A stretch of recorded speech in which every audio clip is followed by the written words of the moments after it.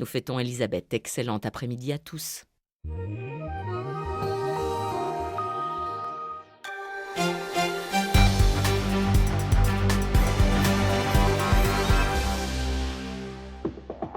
Bonjour à tous, bienvenue dans les Alpes. Tout de suite, les titres de votre journal. Nous ferons un point sur l'enquête en cours après les attentats à Paris. À Grenoble, 4 personnes doivent être jugées en comparution immédiate en début d'après-midi.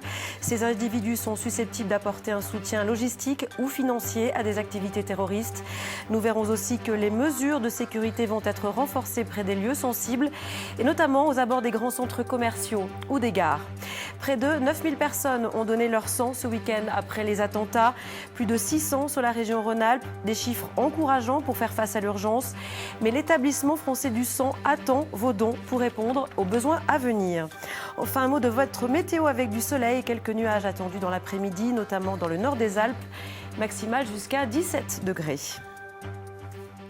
Je vous le disais, après les perquisitions menées dans le cadre de la lutte antiterroriste, 4 hommes doivent être jugés en comparution immédiate à Grenoble. Des armes ont aussi été retrouvées. Le point avec Sophie Pellerin. Les 4 hommes qui s'apprêtent à comparaître cet après-midi devant le tribunal correctionnel ont tous été interpellés lors de cette vaste opération de police menée dans la nuit de dimanche à lundi sur ordre du préfet à Grenoble et dans plusieurs villes de l'agglomération. Âgés de 29 à 55 ans, certains sont déjà connus de la justice, notamment pour des affaires de stupéfiants. 35 grammes de cocaïne, 100 grammes de cannabis et 28 000 € en petites coupures ont été saisis lors des perquisitions, ainsi que plusieurs armes. Lors de ces opérations, 5 armes de poing ont été découvertes. 2 pistolets automatiques Colt 45, un revolver 357 Magnum, un pistolet automatique 9 mm, un pistolet à grenaille modifié, une Kalachnikov AK-47 sommairement neutralisée a également été saisie. Les propriétaires de ces armes étaient-ils radicalisés? Y a-t-il des fiches S parmi eux? Il est peu probable que l'audience de cet après-midi permette de répondre à ces questions. Les 4 hommes ne sont en effet poursuivis que pour détention d'armes de catégorie B et infraction à la législation des stupéfiants. Des motifs de mise en examen assez ordinaires, mais dans un contexte exceptionnel d'état d'urgence. Conséquence de ces attentats, les mesures de sécurité sont peu à peu renforcées, notamment aux frontières, mais aussi dans les aéroports ou les gares. Les centres commerciaux sont aussi concernés et vous allez le voir, ces mesures sont plutôt bien accueillies, comme l'ont constaté Xavier Schmitt et Christelle Nicolas à Grenoble. Ok, parfait. Contrôle des sacs les plus volumineux. Les agents de sécurité sont postés aux entrées de Grand Place, le plus vaste centre commercial de l'Isère. 125 magasins, 20 000 à 50 000 clients par jour selon les périodes.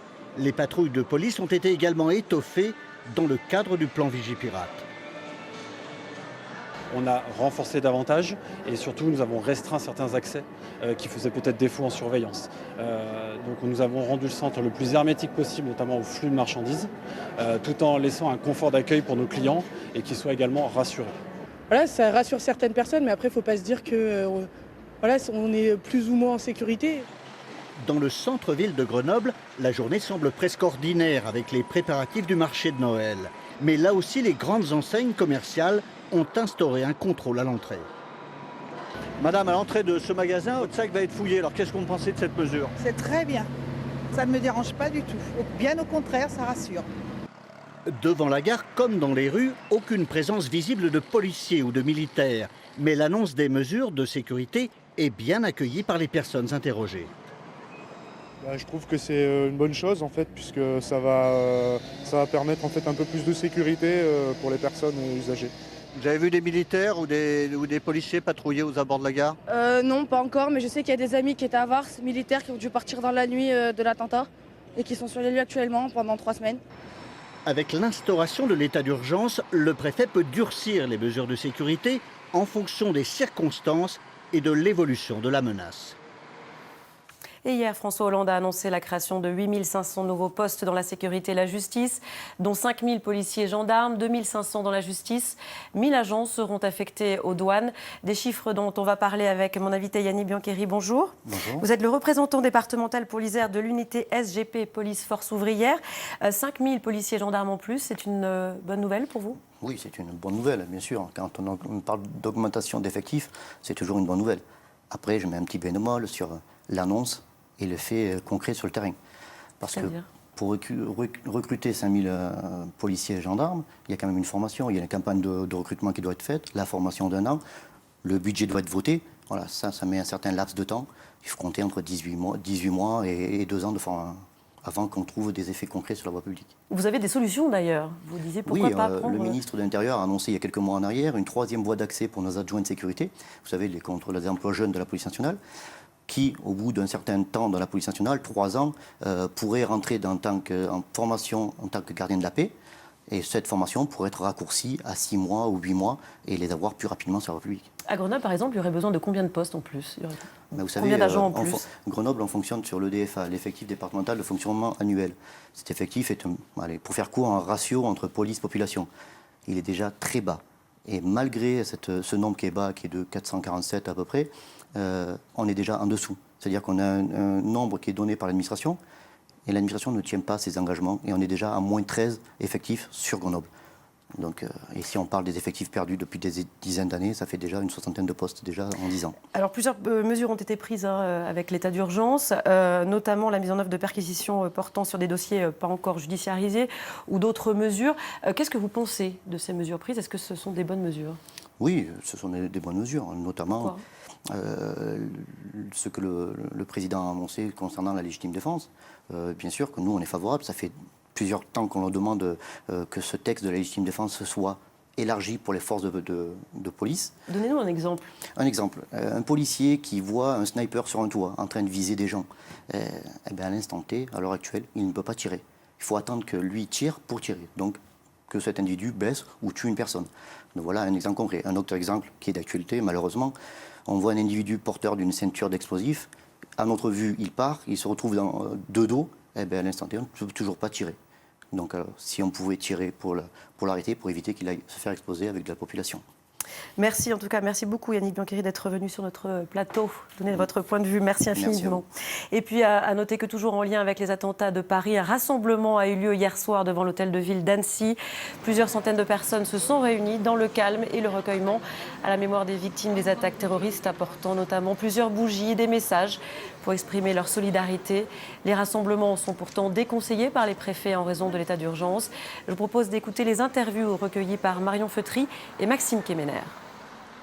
C'est pour ça qu'on est là, on défie un peu l'interdiction de la préfecture, parce qu'on a besoin d'être rassemblés et de soutenir les familles des victimes et la France entière. Je pense qu'il est important de parler des familles et de les soutenir, parce que après tout ça, on a beaucoup parlé de cet événement, mais finalement on n'a pas beaucoup entendu les familles et on peut comprendre à quel point ils souffrent. J'ai des amis qui sont morts au Bataclan, donc 3 amis, et ne pouvant pas me déplacer à Paris, j'ai voulu être moi ici présent sur Annecy et leur rendre un dernier hommage. Et après l'hommage d'Annecy, l'hommage de la belle-sœur de Mathieu, originaire de Jarry en Isère et tuée lors des attentats de Paris.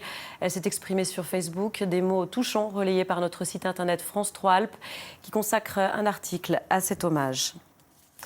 Je vous le disais en titre, plusieurs milliers de personnes sont allées donner leur sang samedi au lendemain des attentats de Paris.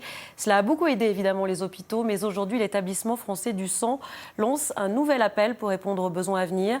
Alors avant d'en parler avec mon invité, je vous propose de regarder le sujet tourné ce matin près de Grenoble par Xavier Schmitt et Anne Ployard. Cette jeune fille est étudiante. Elle est venue donner son sang avec plusieurs copines. Depuis samedi au lendemain des attentats parisiens, les donneurs affluent dans les centres de collecte. Un grand élan d'entraide relié notamment par les réseaux sociaux. On est tous un peu touchés par ce qui s'est passé et que c'est un peu notre forme de soutenir et de s'impliquer en fait pour les autres, quoi. Les donneurs doivent être âgés de 18 à 70 ans. Le prélèvement est un geste relativement simple, moyennant quelques conditions. Bien boire avant, au moins un demi-litre, 1 heure avant le prélèvement. Ne jamais venir à jeun, prendre un bon petit déjeuner ou un bon repas à midi. Et éviter le sport dans les 24 heures qui suivent le prélèvement.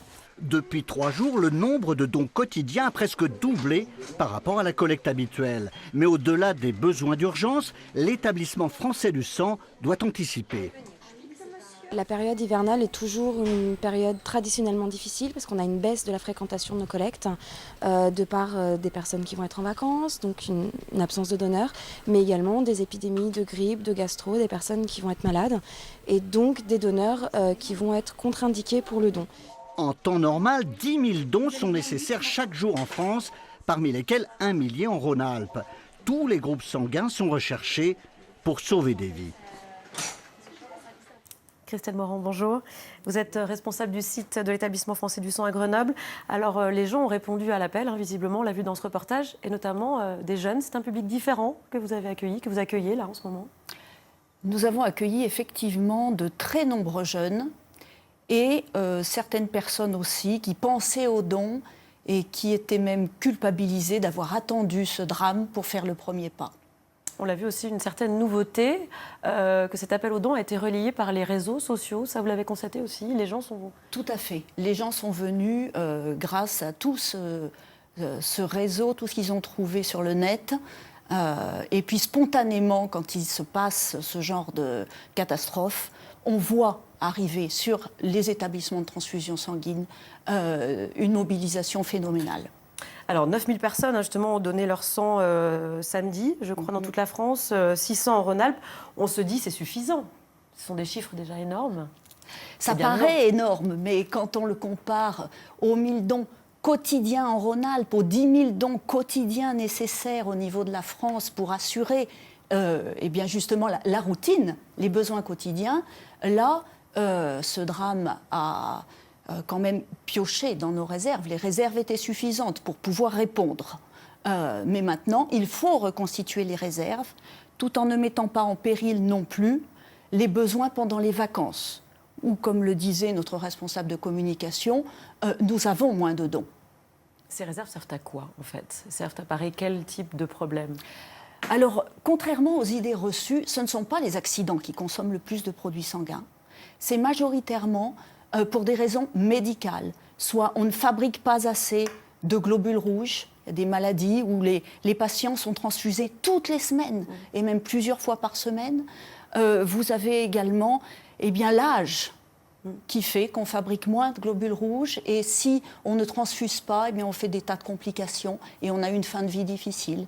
Donc les cancers aussi et le traitement des cancers, ces traitements sont de plus en plus performants mais agressifs, donc nécessitent de pouvoir transfuser pour passer un cap.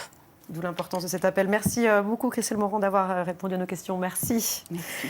Dans l'actualité, il y a aussi le procès des meurtres de Kevin et Sofiane qui se poursuit devant la cour d'assises des mineurs de l'Isère à Grenoble. Un rassemblement en hommage aux deux jeunes hommes tués en 2012 à Échirolles a d'ailleurs été organisé ce matin, au moment même où la justice se penche justement sur l'examen des personnalités des deux victimes. Jean-Christophe Solari, Dominique Sommet.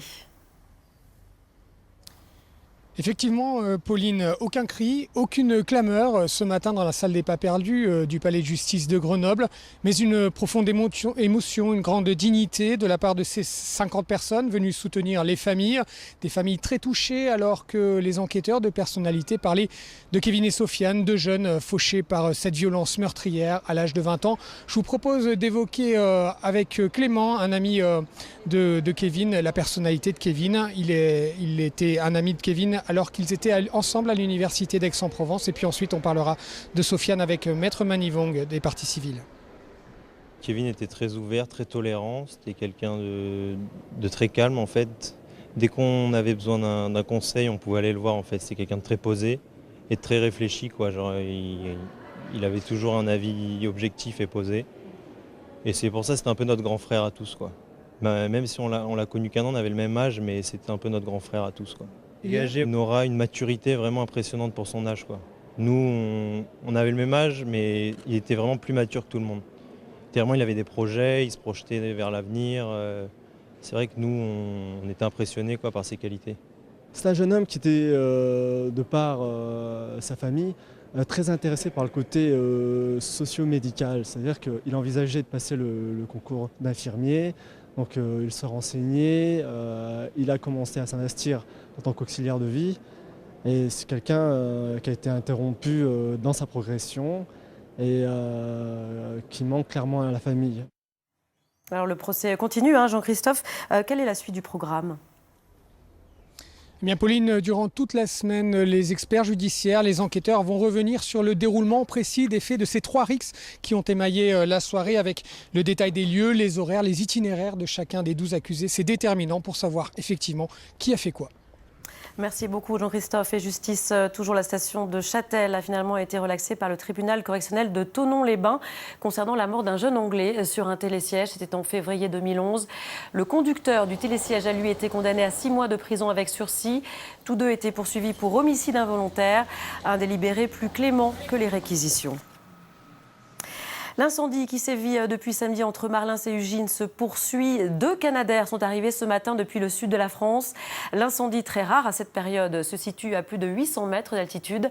Alors quelle est la situation aujourd'hui? Réponse avec Marion Feutry et Maxime Kemener. Alors, ça brûle encore sur les hauteurs d'Ugine côté Savoie. Côté Haute-Savoie, l'incendie est maîtrisé. Ça fait maintenant 4 jours que les pompiers savoyards et haut-savoyards luttent contre les flammes. Et ce matin, ils ont déployé des moyens plus importants avec 2 Canadair venus tout spécialement du sud de la France. 2 Canadair qui sont entrés en action vers 11h ce matin et qui depuis enchaînent les rotations entre le lac d'Annecy et la zone sinistrée. Une zone qui est très escarpée, donc difficile d'accès. Et c'est ça qui a compliqué la tâche des soldats du feu au cours des derniers jours. Et malgré les multiples largages d'eau par hélicoptère, le feu a continué de se propager. Le bilan, pour l'instant, on en est à une centaine d'hectares de forêt et de broussailles détruits. Pas d'habitation dans le secteur, heureusement, à part quelques chalets d'altitude qui, heureusement, ont été épargnés par les flammes. Quelques mots de culture pour terminer ce journal avec cette exposition présentée en ce moment dans une galerie d'art contemporain d'Évian. Il s'agit des œuvres de Camilla Maraschini. Cette artiste italienne propose un voyage à travers la chute. Isabelle Colbrand, Jean-Pierre Rivet. 15 tableaux pour découvrir un homme en mouvement, celui fatal de sa propre chute. Mais si Camilla observe, elle ne répond pas au constat final. Qu'y a-t-il après ? J'ai commencé avec un projet de 16 mètres de long dans lequel il y a un personnage qui tombe. Et pourquoi je l'ai fait tomber c'est quelque chose qui m'intéresse dernièrement. Je pense que c'est une espèce d'entraînement, ce que j'appelle une espèce d'acte de panique contrôlée. Mais je ne dessine pas le dernier mouvement, il n'est pas dessiné. Cet homme grassouillé, comme elle aime à l'appeler, ces scaphandriers en suspension, ces personnages qui virevoltent dans l'air, voilà bien l'univers de l'artiste. Et le visiteur est invité à s'inscrire à l'intérieur de ce paysage imaginaire. Ça commence plus ou moins par, attendez, je vous le trouve, par celui-là, me semble, voilà. Et ce que c'est aussi intéressant, je pense, dans cette expo, c'est qu'on peut presque se balader dedans. On peut presque, voilà. Et on n'a pas chaque fois l'image nette devant soi. Il faut un peu découvrir les différents mouvements. En proposant des artistes contemporains en devenir, la Galerie 29 a acquis une stature qui lui permet aujourd'hui d'être partie prenante de la Biennale de Lyon dans le cadre des 8-8-8, 8 artistes, 8 lieux, 8 départements. Avant de refermer ce journal, je vous rappelle l'une des principales informations. À Grenoble, 4 personnes doivent être jugées en comparution immédiate en début d'après-midi. Ces individus sont susceptibles d'apporter un soutien logistique ou financier à des activités terroristes. Des armes ont aussi été retrouvées. Ils seront entendus à 13h30. Au total, 6 personnes avaient été arrêtées dans la nuit de dimanche à lundi dans l'agglomération grenobloise. C'est la fin de ce journal. L'actualité continue sur le site alpes.france3.fr. Tout de suite, la météo puis l'édition nationale. Ce soir, à 19h, vous retrouverez Daniel Despin pour un nouveau point sur l'actualité dans les Alpes.